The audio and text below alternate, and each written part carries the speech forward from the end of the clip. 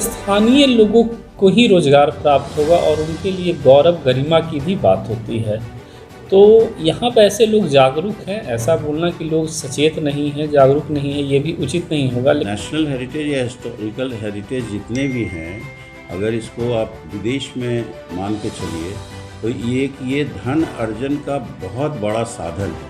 देखिए, जो काम करने के लिए सिस्टम बना है, कार्यपालिका, जिला पदाधिकारी एक कार्यपालिका के तहत आते हैं।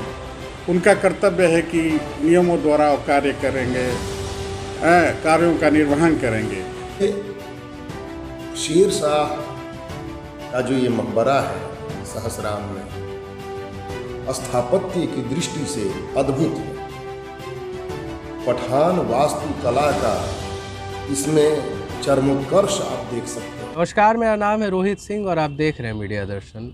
अभी मौजूद हैं सासाराम में स्थित एक ऐतिहासिक ढांचा है शेर शाह का मकबरा, जो मेरे साइड में है, और इसी के परिसर में हम बैठे हुए हैं। ये जो ढांचा है वो सूर्यवंश के जो राजा थे, बादशाह थे शेर शाह, उनका मकबरा है। और अगर ऐतिहासिक दृष्टिकोण से देखा जाए तो इसका ऐतिहासिक सिग्निफिकेंस बहुत ज़्यादा है। जैसे कि इसकी जो आर्किटेक्चर डिज़ाइन है, जो इसका स्थापत्य कला है, वो इंडो इस्लामिक स्थापत्य कला है और ये एक अष्टकोणीय इमारत है। इसके ऐतिहासिक दृष्टिकोण से ये कितना महत्वपूर्ण है, इसके बारे में बात करते हैं हम लोग इतिहासकार श्याम सुंदर तिवारी से। आइए सुनते हैं क्या कहते हैं इतिहासकार श्याम सुंदर तिवारी। ऐतिहासिक दृष्टिकोण से देखा जाए तो शेर शाह मकबरा का जो स्थापत्य कला है वो बाकी जो भी ढांचे हैं उससे किस तरीके से अलग है? देखिए, शेर शाह का जो ये मकबरा है सहसराम में, स्थापत्य की दृष्टि से अद्भुत है। पठान वास्तुकला का इसमें चरमोत्कर्ष आप देख सकते हैं। जो सूरी काल की ये इमारतें हैं, बनी हैं सहसराम में, उसके पहले सैयद और लोदी काल में पठान वास्तुकला का जो उत्थान होना शुरू हुआ, वह सहसराम के इस रौजे में भव्य रूप में दिखाई पड़ता है। पठान वास्तुकला में क्या होता है कि जो मुख्य मकबरा होता है उसके चारों तरफ बरामदे होते हैं और बरामदों के ऊपर छोटी छोटी बुर्जियां होती हैं और बीच में बड़ा उसका जो है गुंबद होता है। लेकिन आप देखेंगे कि यहाँ का जो मकबरा है, शेर शाह रौजे का मकबरा है, वह 3 मंजिला है। जबकि आप दिल्ली के लोधी गार्डन में जो मकबरे देखेंगे वो प्रारंभिक हैं, लेकिन यहाँ आकर के उसका भव्यतम रूप दिखाई पड़ता है। तो इस तरह से जो शेर शाह का मकबरा है वह बहुत ही सुंदर है। और कनिंघम ने लिखा है कि ताजमहल चूंकि संगमरमर का बना है, अन्यथा वास्तुकला की दृष्टि से सहसराम का जो ये रौजा है शेर शाह का, वह अद्वितीय है। इतना खूबसूरत ताजमहल भी नहीं है वास्तुकला की दृष्टि से। रही बात कि एक तो बड़ा है, 22 एकड़ में फैला हुआ इसका तालाब है, उसमें ठीक बीच में यह मकबरा बना है। तालाब से लेकर के जो उसकी कुर्सी है वहाँ तक 30 फीट ऊंचाई है और उसके बाद लगभग 120 फीट की ऊंचाई और है। कुल मिलाकर के 150 फीट के आसपास की ऊंचाई होती है। जो कुर्सी है वह 212 फीट और 216 फीट उसकी लंबाई चौड़ाई है। बीच में जो मकबरा है उसका जो हॉल है 71.5 फीट भीतर है, बाहर से 101 फीट है। उसमें 16 फीट मोटी दीवारें हैं, उसके बाद बरामदा है। अब कल्पना कीजिए कि अष्टपहलदार जो ये मकबरा है कितना भव्य और कितना खूबसूरत है। और सबसे बड़ी बात है कि वह बादशाह जो अपने दरबान को भी स्थान देता है अपने मकबरे के साथ, और अपने दरबान के मकबरे से होकर के ही, उसके दरबान के मकबरे से होकर के ही उस बादशाह के रोजे तक जाने के लिए पुल बना था। हालांकि पुल ध्वस्त हो गया था। आज वर्तमान में जो आप पुल देखते हैं वह अंग्रेजी सरकार द्वारा बनवाया गया है 1882 ईस्वी में, जब कनिंघम ने इसका जीर्णोद्धार कराया था। तो इस तरह से ऐतिहासिक दृष्टि से बहुत ही महत्वपूर्ण है, क्योंकि 5 वर्षों तक जो बादशाह 1540 से 1545 ईस्वी तक भारत का बादशाह रहा, इस सहस्राम की गलियों में पला बढ़ा और यहाँ से छलांग लगा करके दिल्ली की गद्दी पर जा बैठा, वह बादशाह 5 वर्ष में ही ऐसे अद्वितीय भवनों का निर्माता है। तो यह मकबरा तो कहिए कि देखा जाए मध्यकालीन स्थापत्य में तो इसका जवाब नहीं है।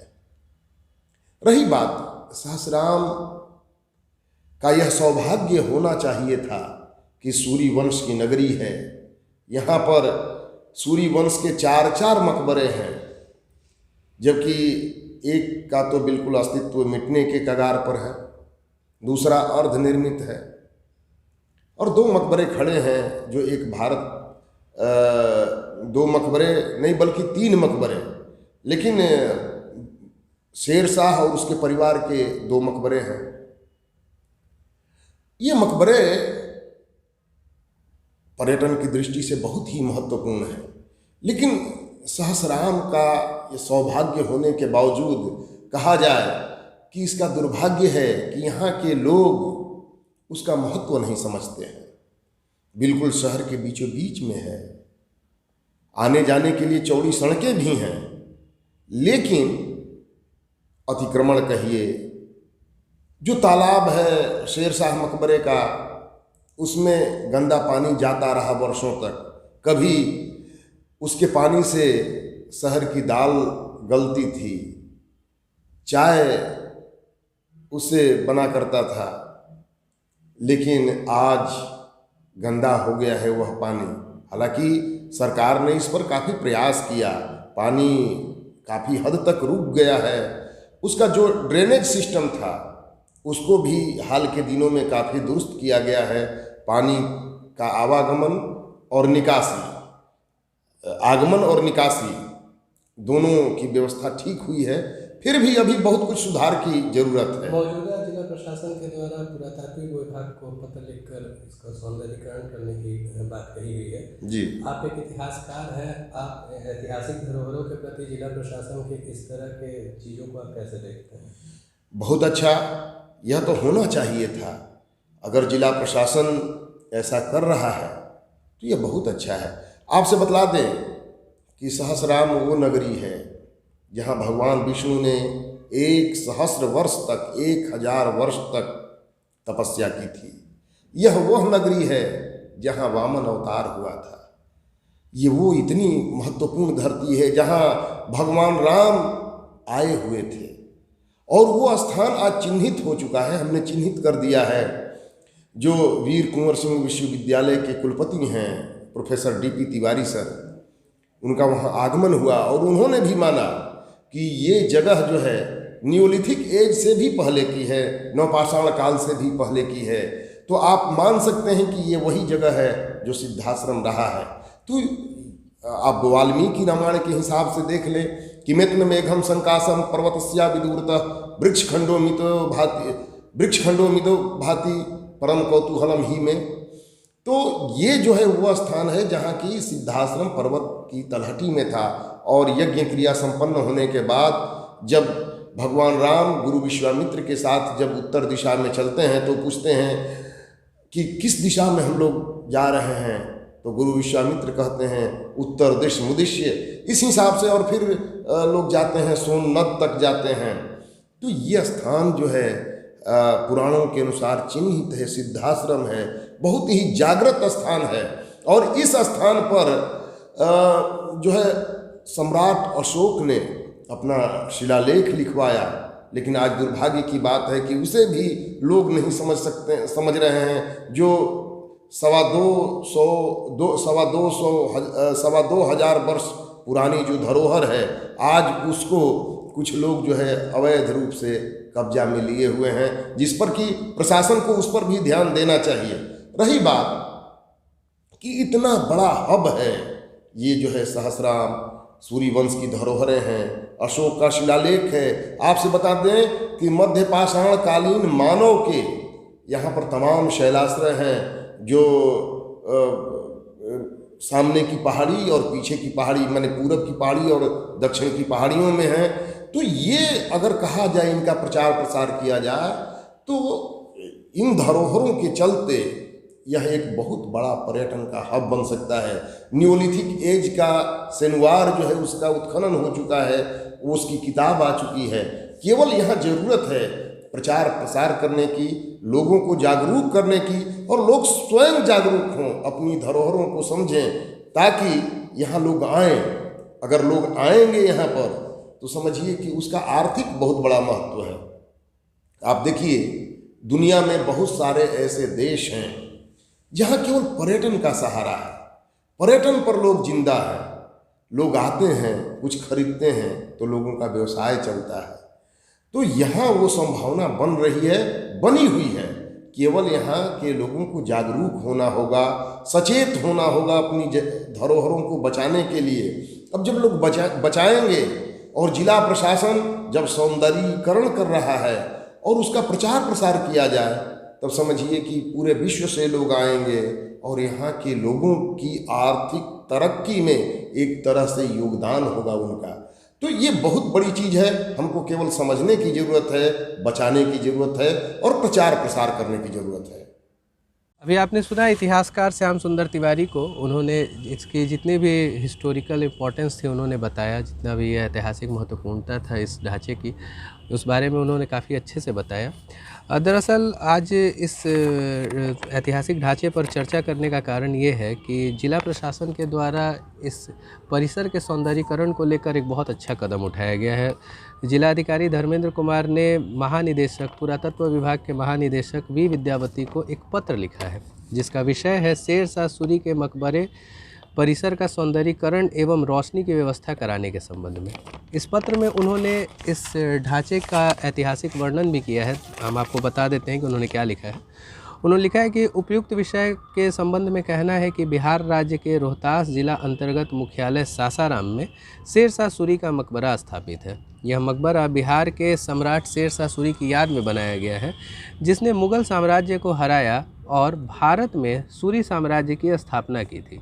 यह मकबरा पठान वास्तुकला का उत्कृष्ट नमूना है, जिसे सन 1539 और 1545 के बीच बनाया गया था। यह लाल बलुआ पत्थर का मकबरा है और इसकी जो ऊंचाई है करीब 122 फीट है, जो कृत्रिम तालाब के बीच में खड़ा है और लगभग वर्गाकार है। ये जो तालाब आप देख रहे हैं, जिसके बीचों बीच ये ढांचा खड़ा है, ये तालाब जो है वो प्राकृतिक तालाब नहीं है, ये एक कृत्रिम तालाब है, मतलब मानव द्वारा बनाया गया है। और इस तालाब का जो आकार है वो बिल्कुल वर्ग के आकार का है, मतलब लंबाई और चौड़ाई में ये समान है। आगे इस पत्र में उन्होंने लिखा है कि मुख्य मकबरा जो है वो अष्टकोणीय योजना पर बनाया गया है, जिसके ऊपर एक गुंबद है। मैंने शुरुआत में ही बताया था कि ये एक अष्टकोणीय इमारत है। इस पत्र में उन्होंने लिखा है कि इसे भारत में द्वितीय ताजमहल के रूप में जाना जाता है। तो उन्होंने इसका एक ऐतिहासिक परिचय दिया है जिलाधिकारी ने। अब वर्तमान में क्या क्या चीज़ें यहाँ होनी चाहिए, इसका भी एक जिक्र है पत्र में, ज़रा उनको भी सुन लेते हैं, उस चीज़ को भी हम लोग पढ़ लेते हैं कि सासाराम मकबरा को देखने काफ़ी संख्या में देश और विदेश से पर्यटक आते हैं। यह पुरानी जीटी रोड पर अवस्थित है, जो पटना, आरा, दिल्ली, कोलकाता एवं रांची से जुड़ा हुआ है। सामान्यतः पर्यटकों के प्रवेश हेतु प्रातः 7:30 बजे से संध्या 5:30 बजे तक खुला रहता है, यानी सूर्योदय से सूर्यास्त तक, जिसके कारण संध्या तथा रात्रि में इसकी भव्यता नहीं दिखाई। नहीं, हम थोड़ा सा मिस्टेक कर गए। हाँ, वर्तमान में मकबरा के चारों तरफ तथा मकबरा परिसर में सौंदर्यीकरण के साथ साथ पर्याप्त रोशनी की व्यवस्था नहीं है, जिसके कारण संध्या तथा रात्रि में इसकी भव्यता नहीं दिखाई पड़ती है। मकबरे के चारों तरफ मकबरा परिसर में पर्याप्त रोशनी की व्यवस्था कराए जाने के संबंध में अधो हस्ताक्षरी द्वारा पूछे जाने पर स्थानीय पदाधिकारी श्री अमृत झा, सहायक संरक्षण भारतीय पुरातत्व सर्वेक्षण उप अंचल सासाराम द्वारा यह जानकारी दी गई थी कि माननीय न्यायालय के आदेश के रोक के आलोक में मकबरा के 400 मीटर की परिधि में कोई भी विकास कार्य तथा सौंदर्यीकरण की व्यवस्था नहीं की जा सकती है। मतलब जो यहाँ पर ASI के जो यहाँ प्रतिनिधि हैं, आर्कियोलॉजिकल सर्वे ऑफ इंडिया के जो यहाँ के प्रतिनिधि हैं, उन्होंने जिला अधिकारी महोदय को ये सूचना दी थी कि यहाँ पर माननीय न्यायालय द्वारा ये रोक लगाया गया है कि परिसर के 400 मीटर तक किसी भी तरह का कार्य नहीं किया जा सकता है, जो कि बाद में इसी पत्र में उन्होंने लिखा है कि बाद में ये जो जानकारी दी गई, मतलब बाद में उन्होंने इस जानकारी से इनकार कर दिया ASI के जो प्रतिनिधि हैं।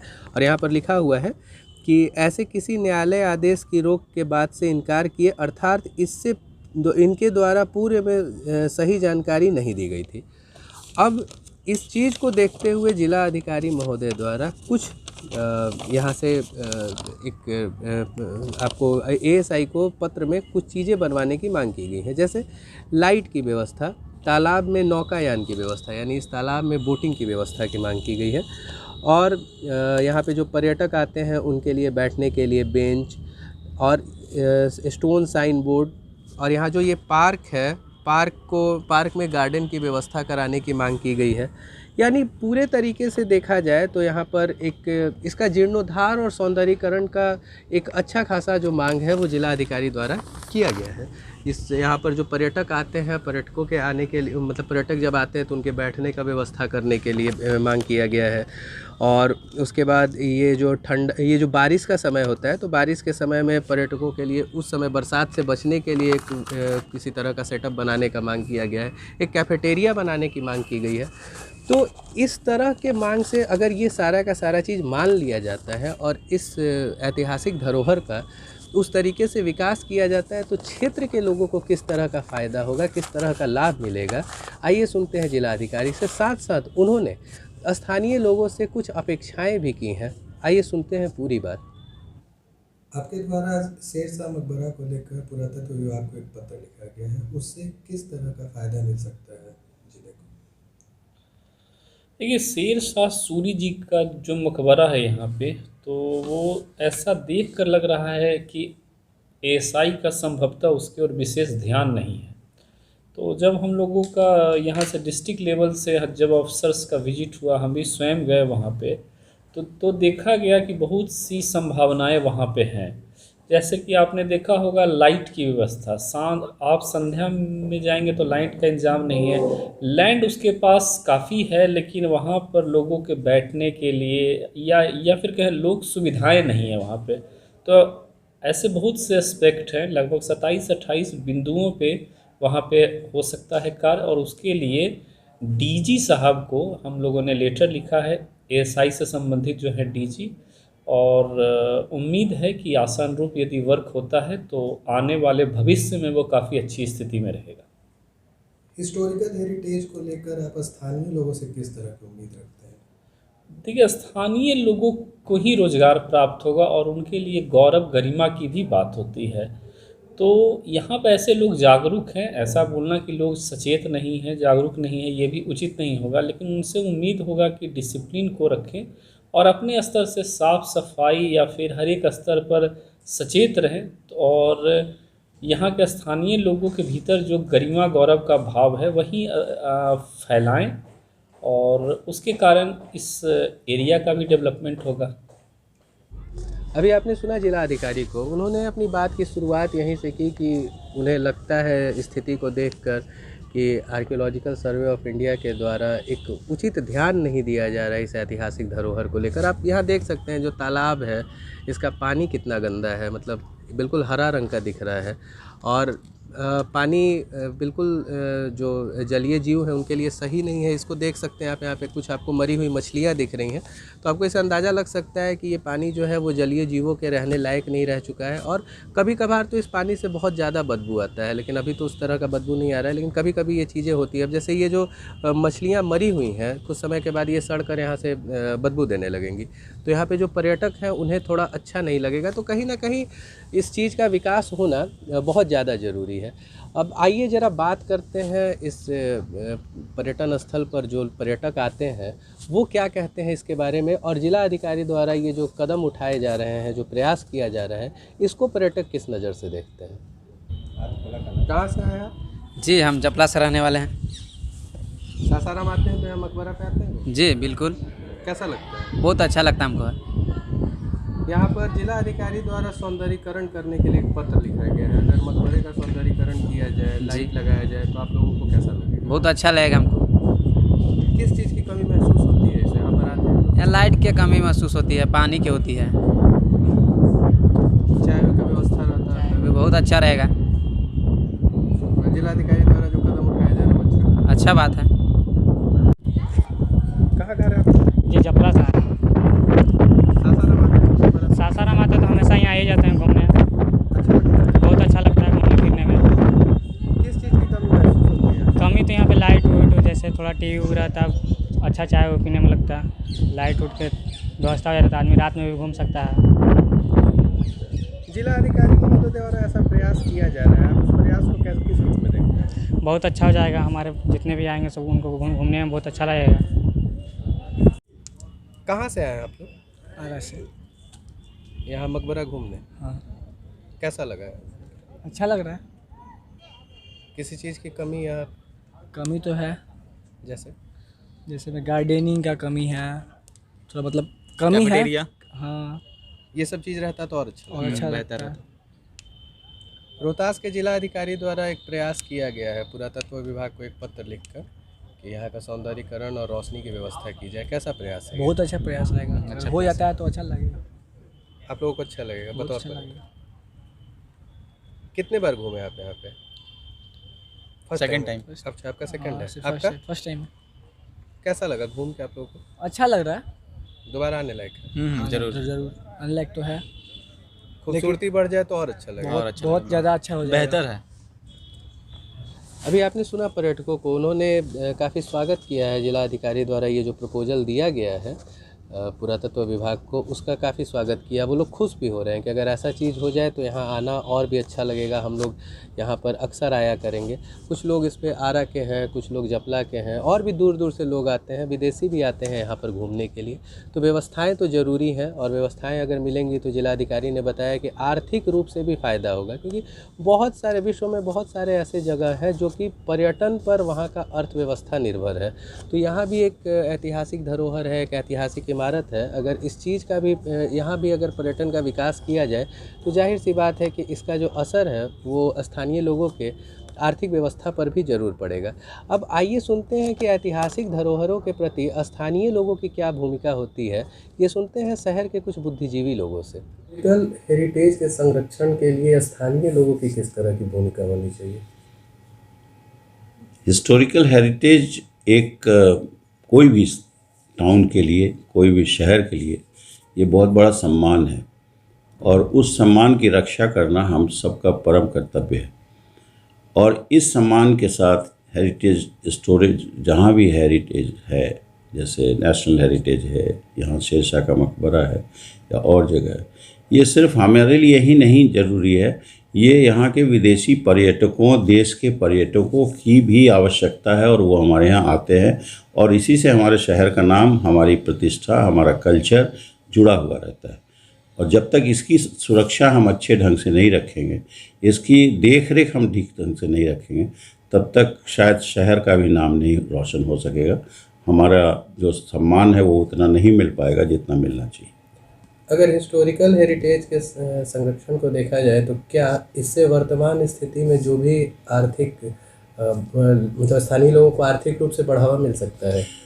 देखिए, नेशनल हेरिटेज या हिस्टोरिकल हेरिटेज जितने भी हैं, अगर इसको आप विदेश में मान के चलिए तो ये धन अर्जन का बहुत बड़ा साधन है। और हमारी समझ से इसको अगर आप देखें, थाईलैंड में जाएं, आप मलेशिया में जाएं, छोटी छोटी जगह है, लेकिन वहाँ पे जो बनाया उन लोगों ने उसको इतने ढंग से रखा है। मैं विदेश की बात करता हूँ, अगर आप वेस्टर्न कंट्रीज़ में जाएं, जैसे न्यूजीलैंड है, या फिर आप चले जाएं छोटे छोटे कंट्रीज़ में, स्विट्ज़रलैंड है, सब जगह जितने भी हेरिटेज है उसको लोग संभाल के रखते हैं। और जितने भी पर्यटक हैं वहाँ जाते हैं। आप रोम की बात कीजिए, वहाँ पर जब जाते हैं तो लाखों की संख्या में लोग एक दिन वहाँ विज़िट करते हैं और कितना पैसा उनको आता है, ये अथाह संपत्ति है। तो हेरिटेज जो ये हमारा है, ये हमारे लिए ही ज़रूरी नहीं है, विदेशी पर्यटकों के लिए भी ज़रूरी है, और साथ ही साथ इससे हमारे देश की भी उन्नति होती है।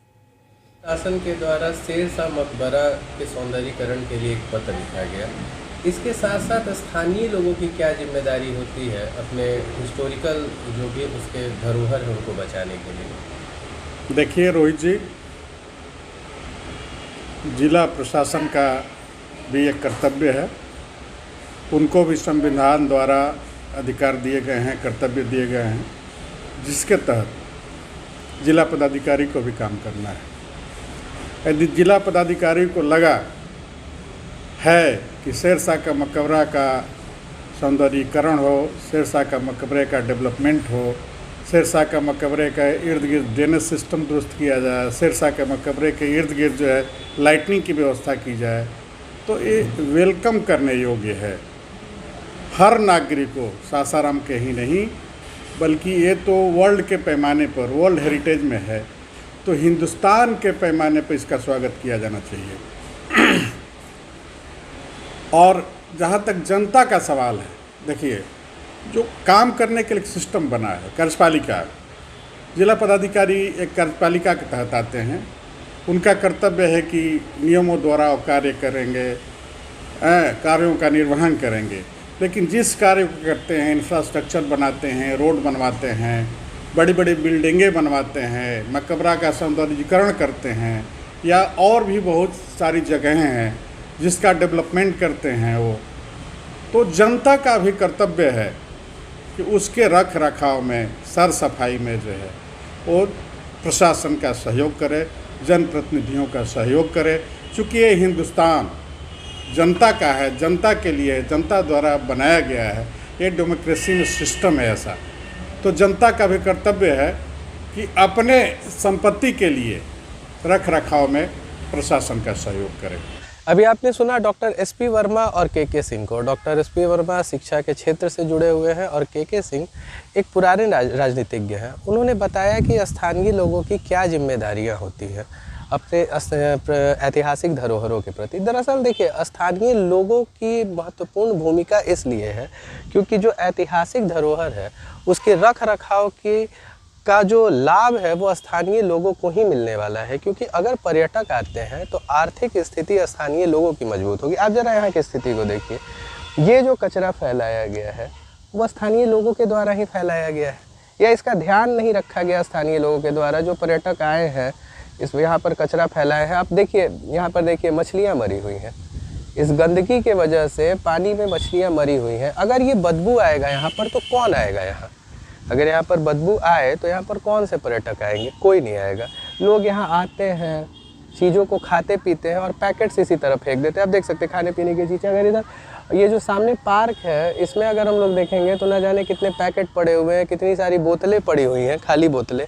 इसका ध्यान सभी लोगों को देने की आवश्यकता है। और जिलाधिकारी महोदय ने एक बात कहा कि मैं ये नहीं कहूँगा कि यहाँ के लोग जागरूक नहीं हैं, क्योंकि उन्होंने इसका एक उदाहरण देखा है।